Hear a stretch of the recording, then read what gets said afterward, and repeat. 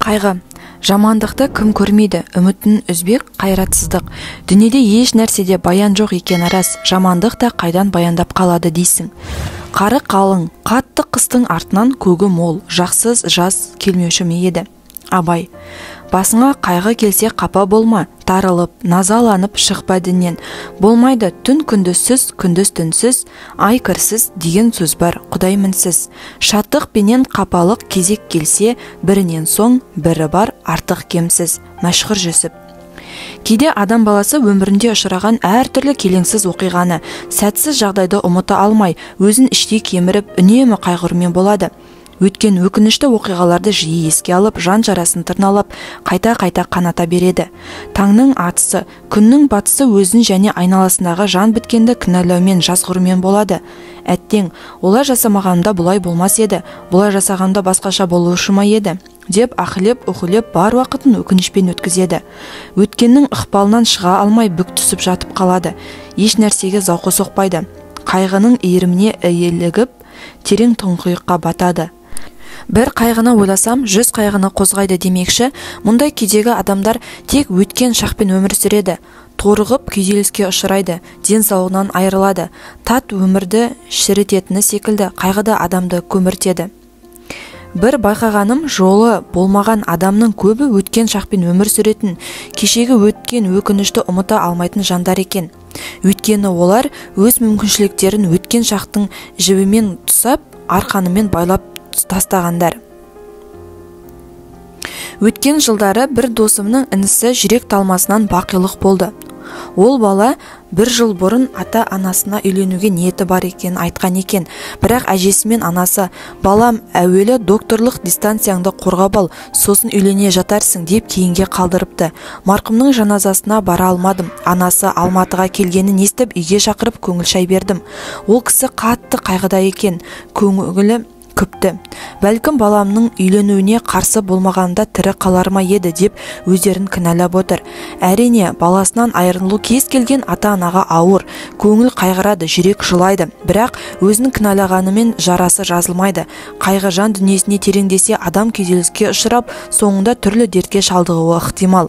Ешбір адам өз баласына жаманшылық тілемейді. Тағдыр деген бар. Адам баласы болашақта не күтіп тұрғанын болжай алмайды. Үйленіп алып күйбең тіршіліктен ғылыми жұмысы айда, өзі сайда қалып жатқанда жеткілікті. Сол сияқты әуелі ғылыми зерттеуін қорғап алып, сосын үйленіп бақытты болып жатқандарды аз емес. Сондықтан жақсы ниеттен туған шешімге өкінуге болмайды. Жазмыштан озмыш жоқ деген қағиданы жүрегіне иман етіп бекіткен халықпыз. Пайғамбарымыз саллаллаху алейхи уассалам, басыңа қандай да бір қиыншылық, қайғы келсе, мен бұлай істегенімде басқаша болар еді деп айтпағын.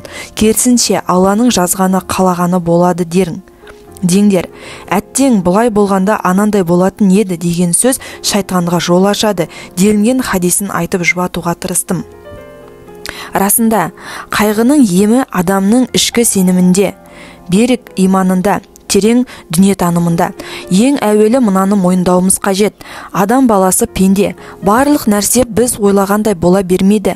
Тағдырдың бұралаң бұрылысында не күтіп тұрғаны беймәлім. Оқиғалар қалай өрбитінін білмейміз.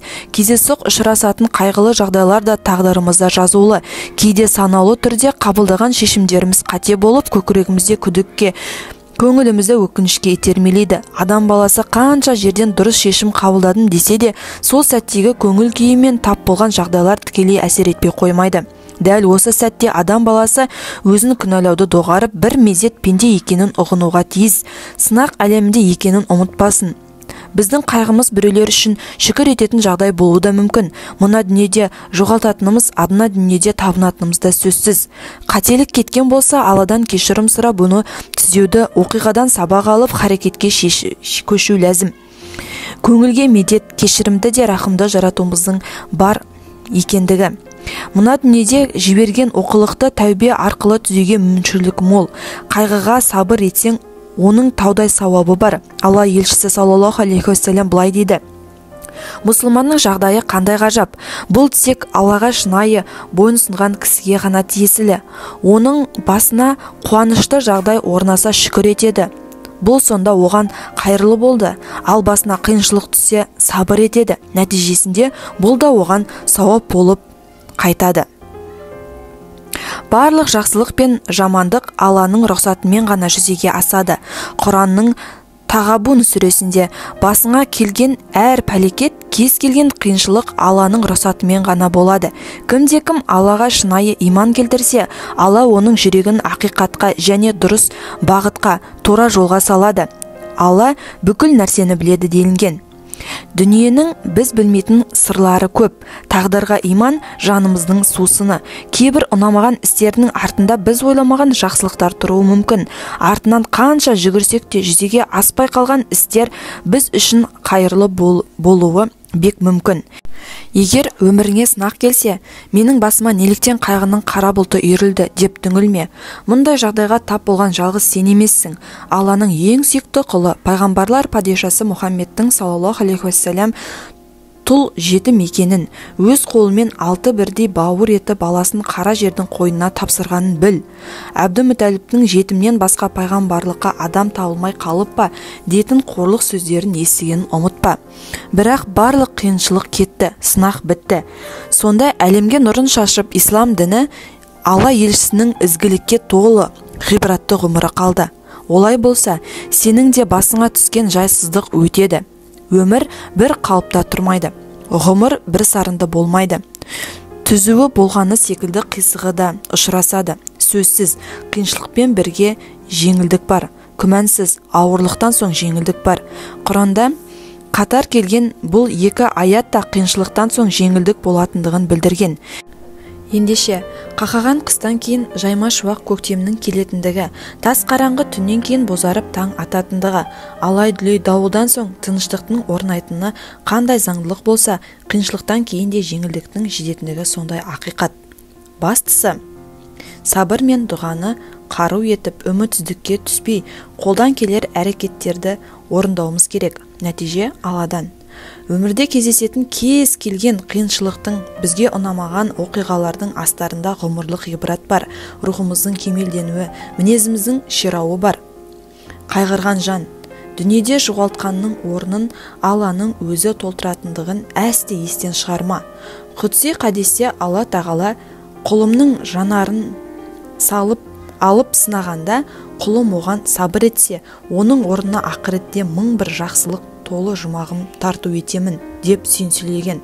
Мұна дүниеде түрлі қиыншылыққа сабыр етудің қарымы ретінде жұмақтың төріне жайғасқан құлдарына сабыр еткендерің үшін Алланың сендерге тыныштығы мен есетіндігі болсын. Осынау ақырғы ақырет мекені қандай керемет деп ілтипат білдіріледі.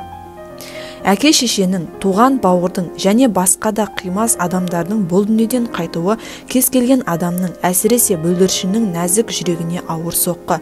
Мұндай ауыр қайғының орнын тек қана сол сүйікті адамдарыңмен қайта қауышу, ақыретке қайта тірілуге деген иман ғана толтырады. Ақыретте бұл дүниеден өткен сүйікті адамдармен қайта табысып, қайта қауышуына иланған кез келген адамның жүрегі орнына түсіп, солған гүлі қайта тіріледі. Иманы кәміл жандар бұл дүниедегі қимасының қайтқанын естіген сәтте, күмәнсіз, біз ұлы жаратушымыздан келдік, әрі ұлы жаратушымызға қайта қайтамыз деген мағынасындағы аятты көкейіне түйіп, Құранда мақталған сабыр нәрін жүрегіне қорек етіп, қимасына деген ыстық сезімі мен сағынышын ертеңгі ақырет күніндегі қауышуға, мәңгілік өмірге аманаттайды. Адам өмірдің өзегіне көңіл бөліп, өмір сүрудің түпкі мәнін, ұлы мұрат пен биік мақсатты түсінгенде көптеген проблеманың шешімі оңай табылады. Уақытша дүниенің қысқа өлшемдерімен барлық проблеманы шешу оңай емес. Тағдырға иман мен ақыретке деген сенім осындай қиын сәттерде адамды адастырмайтын жалғыз ақиқат, теңдессіз күш.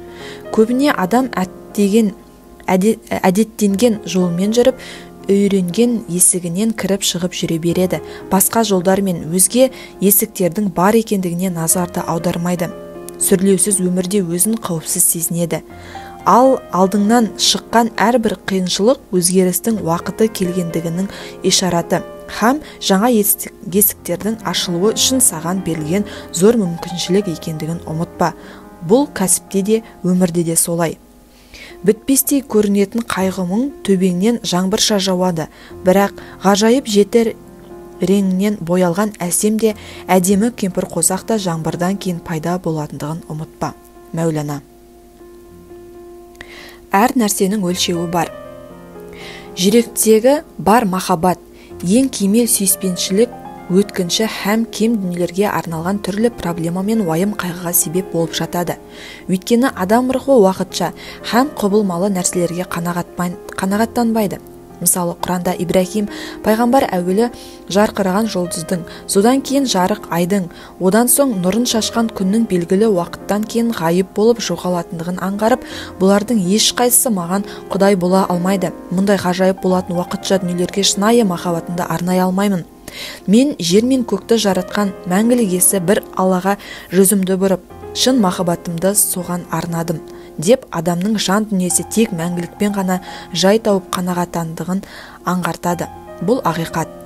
Өйткені мына дүниеде ерте ме кеш пе бар махаббатыңды арнаған уақытшылардан айырылатын күн келеді. Кем дүниелер әшкерленіп сыр береді. Бұл жағдай жүрекке ауыр соққы болуы мүмкін.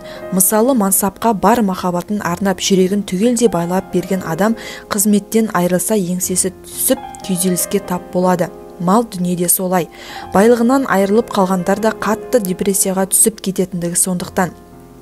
Тіпті Аллаға арналуы тиіс ең кемел махаббатты баласына арнап, оны өмірдің мәніне айналдырып жіберсе, алда-жалда баласынан айырылып қалса, айықпас дертке душар болып, жүрекке аса ауыр соққы болмақ. Дұрыс түсініңіз. Бұл дегеніміз бала шағаңды жақсы көрме деген сөз емес. Ұрпағыңды жақсы көр, сүй. Бұл Алланың адам балымысына қойған мейірімі мен табиғи сүйіспеншілігі. Бірақ өлшемнен аспау қажет. Абай айтпақшы, әрбір жақсы нәрсенің өлшеуі бар.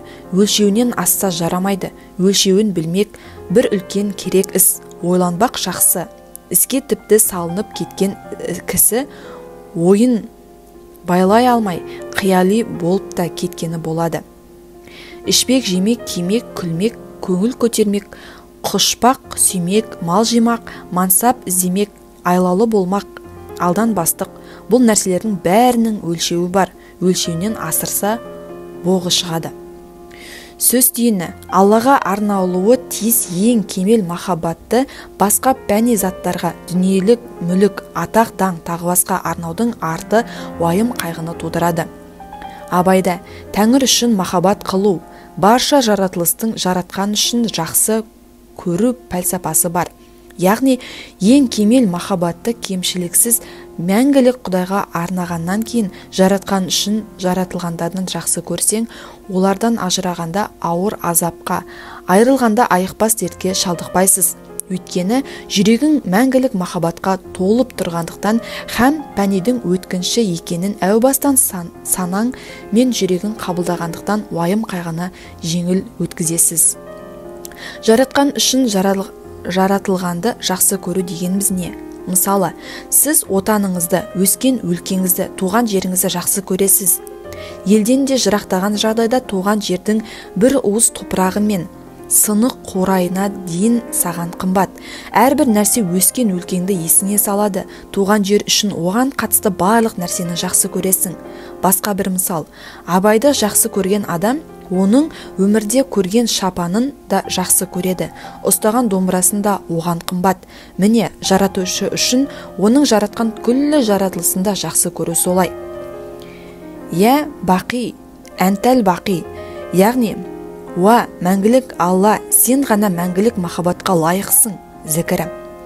Бұл қайғырған жүрекке дауа. Қиындыққа душар болған адамның осы зікірді көбірек айтқаны дұрыс. Сондай-ақ Алланың я кәшшәф, яғни барлық қиыншылықты кетіруші, жүректегі шынайы махаббат пен бойдағы түрлі қабілеттерді ашушы дегенді білдіреді. Алланың есімі бар. Бұл да жиі қайталап айту абзал. Сыбызғы сыры. Жап-жасыл болып жайқалып өсіп тұрған тұрақты бір ұста көктей орып алып, тамырынан ажыраған құрақ қамыс өлдім, біттім. Құрған жерім осы деп ойлап қатты өкінеді. Басқалар секілді жап-жасыл болып жайқалып өсуім керек еді деп қайғырды. Әлгі ұста қамысты әбден кептіру үшін күнге қақтап, желдің өтіне тастайды. Уақыт өткен сайын бойындағы ылғалын жоғалтып қурай бастаған құрақ одан бетер өкініп жап-жасыл болып жайқалып өсіп тұрған балғын шағын жиі еске алады. Басына түскен тауқыметке қайғырады.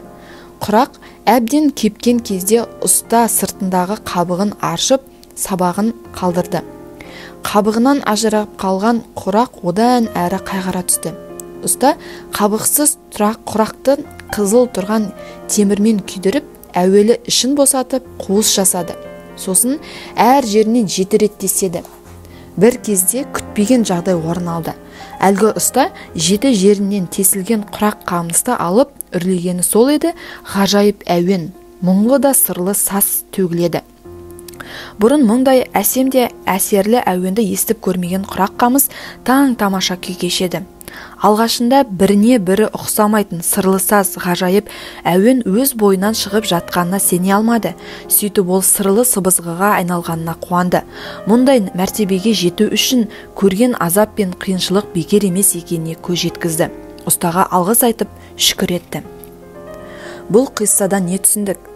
Адам осы құрақ секілді басынан өткізген қиыншылыққа сабыр ету арқылы шыңдалады. Сабырмен күту арқылы кемелдене түседі. Құрақтың қабағынан ажырағаны секілді сыртқы алаңдаушылықтан құтылады. Іші қуысталып, ойылғаны тәрізді ішкі менмендігінен арылады. Сыбызғының 7 тегісігі іспетті нәпсінің 7 мәртебесінен өтеді. Соңында рухы кемелденіп, кәміл деңгейіне жетеді. Сырлы сыбызғыға айналады. Қайғыны жеңілдеткім келсе.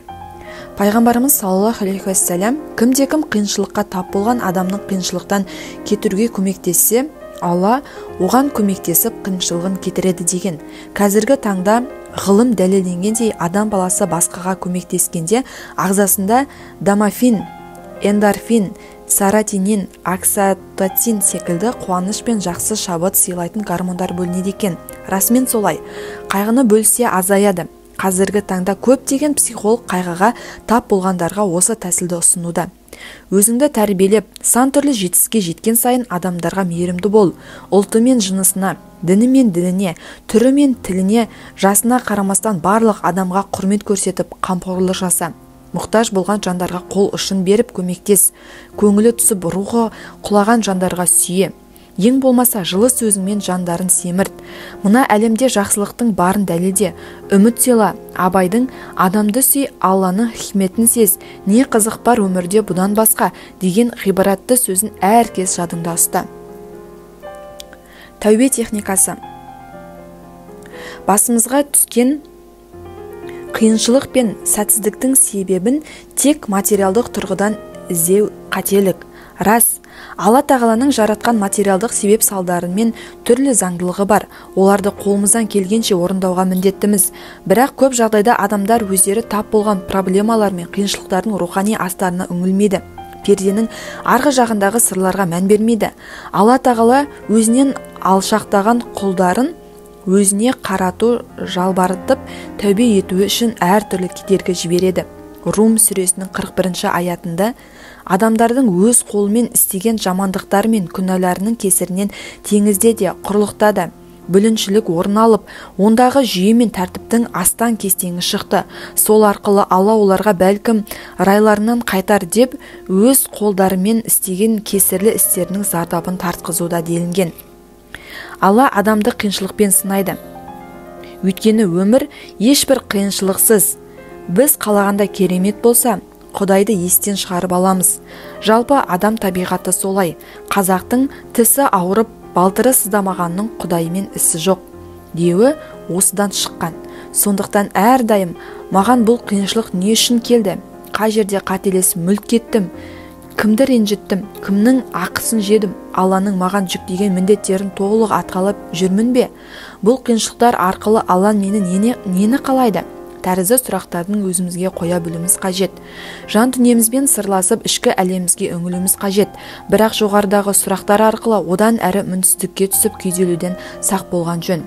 Құранда өздеріңді өздерің өзгертпейінше, Алла тағала сендер тап болған жағдайда өзгертпейді делінген. Демек, қатеңді тауып, оны түзетіп, мен шынайы тәубеге келу қажет. Кез келген қиыншылық Алла жіберген сынақ.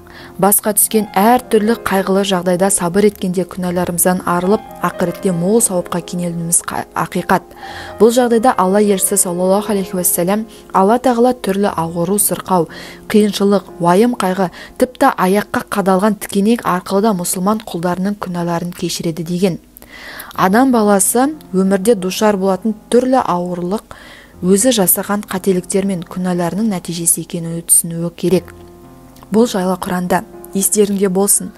Бастарыңа келген қандай да бір қиыншылық өз қолдарыңмен істеген күнәларының кесірінен қайта Алла тағала барлық күнәларың үшін қиыншылық берместен көбін кешеді делінген.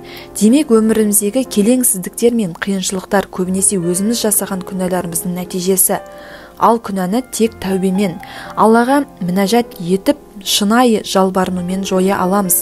Аллаға толықтай мойынсынып, ішкі рухиятымыз түзелгенде қиыншылықтардың тыйылатынын Құранның басқа аяттарында бар.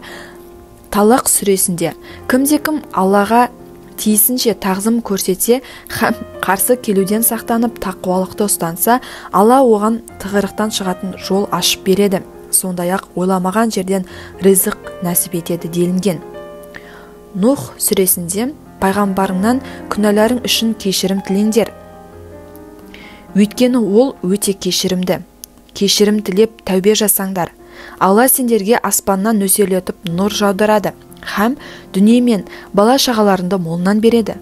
Сондай-ақ сендер үшін бау-бақшаларыңды жайқалтып өзендер ағызады делінген.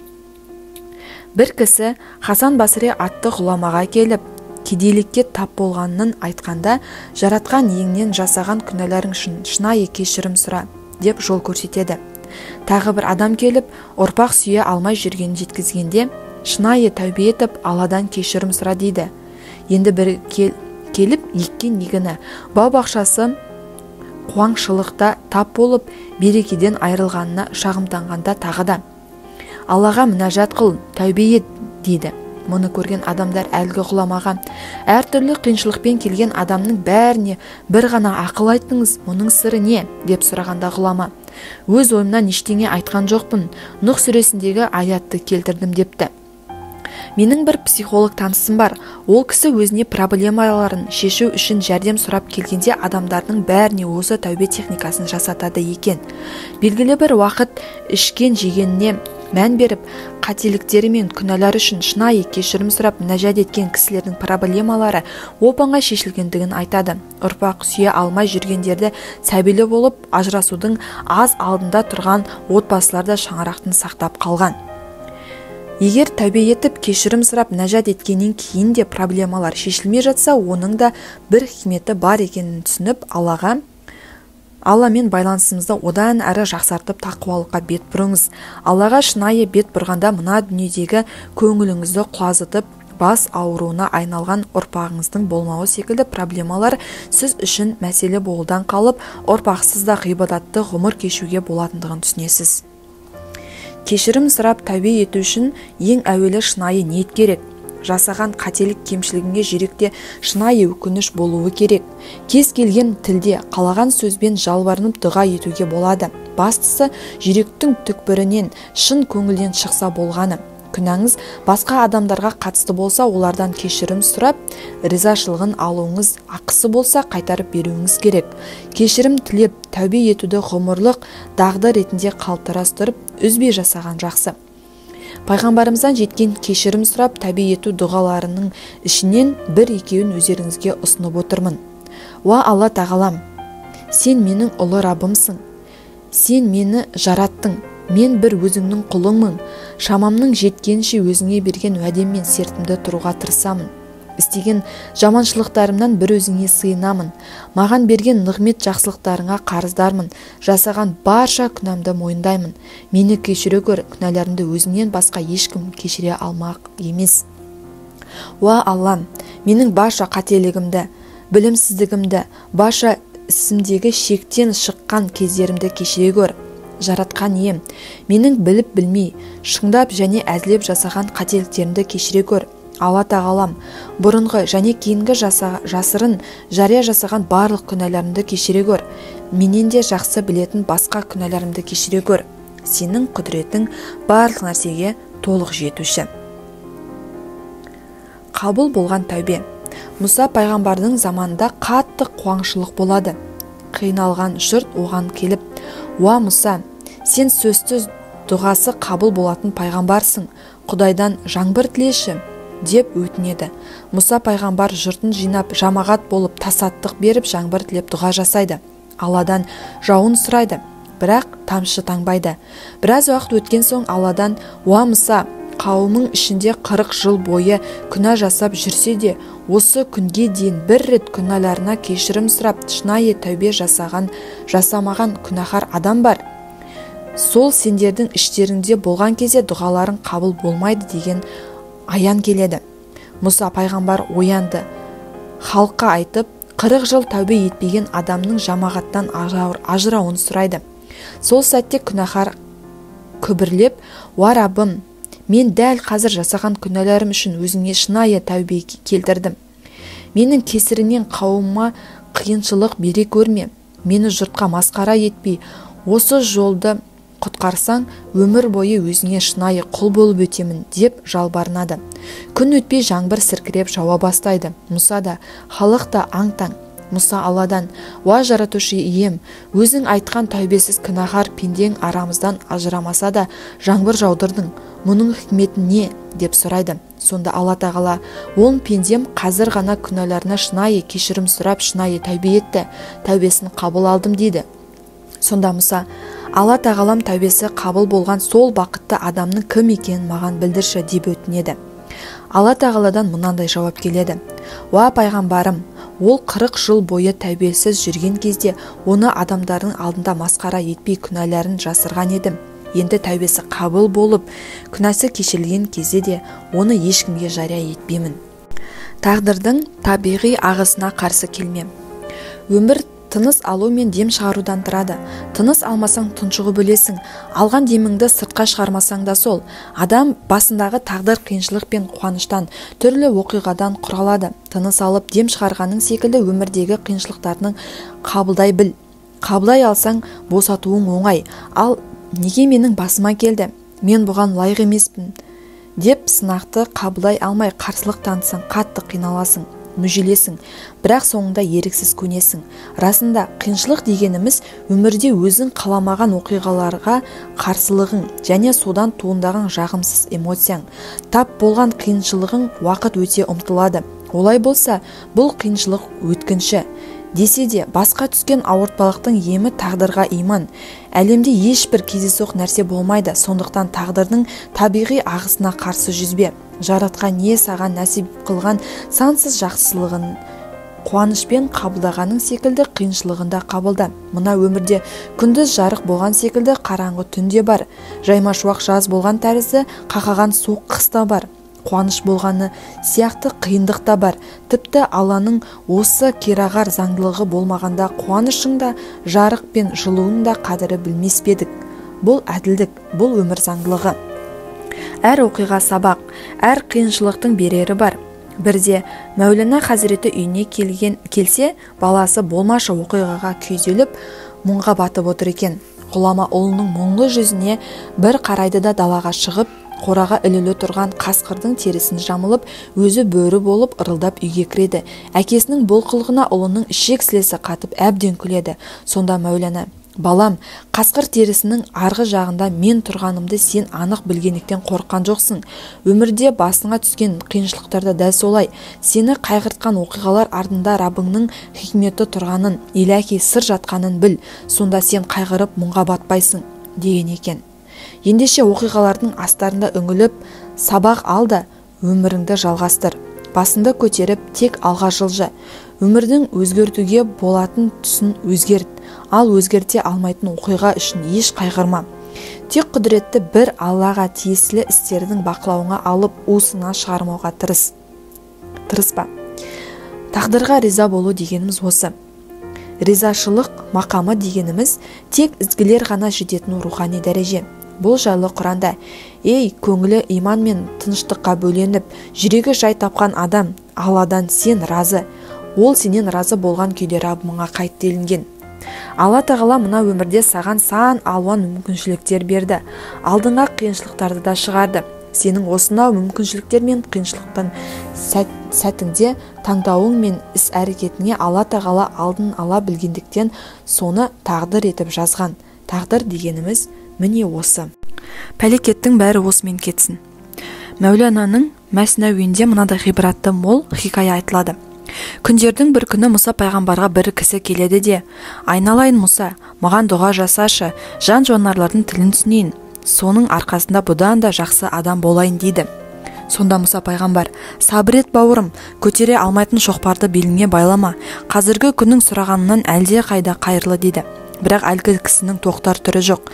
Қайта-қайта өтініп: уа Мұса, бір өтінішімді жерге тастама, тым болмаса ауламдағы итім мен құразымның тілін түсінейін. Мұса пайғамбар бұл адам райынан қайтар деп қанша тырысса да әлгі кісі қайтпайды. Ақыры қолын жайып дұға етеді. Ана адам риза болғаны соншалық жүзі бал-бұл жайнап үйіне келеді. Ертеңді үйдің қызметшісі дастархан жайып жатып бір түйір етті жерге түсіріп алады. Сол сәтте құрт аңдып жүрген қораз жүгіріп келіп түйір етті іліп әкетеді. Оны байқаған ит: ей қораз, осы әрекетің дұрыс па? Сен бидай да арпа да жей аласың, керек болса жүрегеріні де қатты қылғытасың, маған да бір нәрсе қалдырсаңшы дейді. Түйір етті жұтып жіберген қораз итке мойнын бұрып: дұрыс айтасың, сен уайымдама, ертең қожайынның есегі өледі, сонда жақсылап тоясың дейді, қанатын қағып жіберіп. Ит пен қораздың әңгімесін естіген қожайын есегін дереу базарға апарып сатып жіберді де: енді көрейін, қораз бен ит не дер екен деп аулаға шығады. Сөйтсе ит қоразға әкіреңдеп жүр дейді: қане сенің есек өледі, қарның тояды дегенің, алдаған екенсің ғой. Сонда қораз: есек өлуін өлді, бірақ басқа жерде өлді, өйткені қожайын оны сатып жіберді. Бірақ еш уайымдама, ертең қожайынның да аты өледі, сонда еттің көкесін көресің. Бұл сөзді естіген қожайыны дереу атты да сатып жібереді. Өзіне өзі көңілі тоқ, ақшасын санап келе жатып: ой жарықтық, мына жан-жануарлардың тілін түсінгенім қандай жақсы, соның арқасында шығынға батудан аман қалдым деп ойлайды. Ертеңінде тағы да: енді бұлар не айтар екен деп қораз бен иттің әңгімесін тыңдайды. Ит тағы да қоразға үңілдеп жүр екен: әй қораз, сенің айтқаның болмады, тағы да өтірікші болдың. Сонда қораз: жоға, мен өтірік айтпадым, негізі ат өлуі керек еді, бірақ қожайын оны да сатып жіберді. Бірақ сен уайымдама, ертең қожайынның қатты жақсы көретін малайы жан тапсырады, қожайын қазан көтеріп ас береді, сонда сылқия тоямыз дейді.